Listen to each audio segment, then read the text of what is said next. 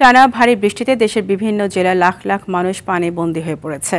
নদ নদীর পানি বাড়তে থাকায় পরিস্থিতি আরও অবনতি হওয়ার আশঙ্কা করছে বন্যা পূর্বাভাস কেন্দ্র। ভারী বৃষ্টির সঙ্গে ভারত থেকে আসা পাহাড়ি ঢলে ফেনীর ৩ নদীর পানি বিপদসীমার উপর দিয়ে প্রবাহিত হচ্ছে।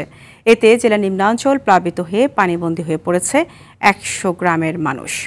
বন্যার কারণে নোয়াখালী ফেনীতে আজকের এইচএসসি পরীক্ষা স্থগিত রাখা হয়েছে।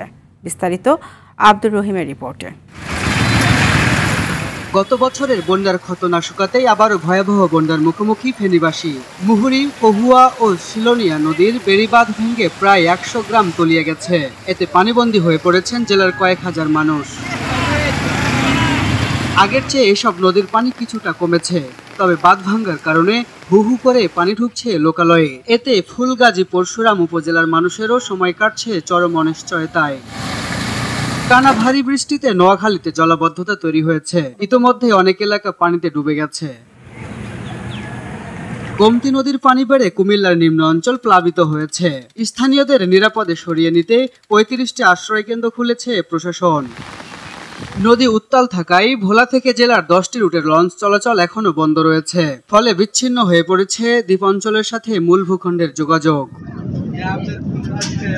এদিকে মৌসুমী বায়ুর প্রভাব ও লঘুচাপের কারণে দেশের দক্ষিণাঞ্চল ও রাজশাহী বিভাগে বৃষ্টি অব্যাহত রয়েছে।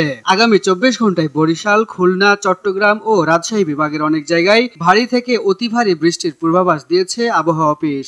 সন্ধ্যার পর থেকে চট্টগ্রাম বিভাগ এবং বরিশাল বিভাগে বৃষ্টিপাত কমে যেতে পারে, সেই পাশাপাশি ঢাকা বিভাগেও কিছুটা কমে যেতে পারে এবং খুলনা বিভাগ কমে যেতে পারে। তবে রাজশাহী বিভাগে বৃষ্টিপাতটা আর একটু বেশি থাকতে পারে। ভারত থেকে আসা পানির ঢলে তিস্তা নদীর পানি বাড়তে থাকায় রংপুর বিভাগের বিভিন্ন জেলা প্লাবিত হওয়ার আশঙ্কা করছে বন্যা পূর্বাভাস কেন্দ্র।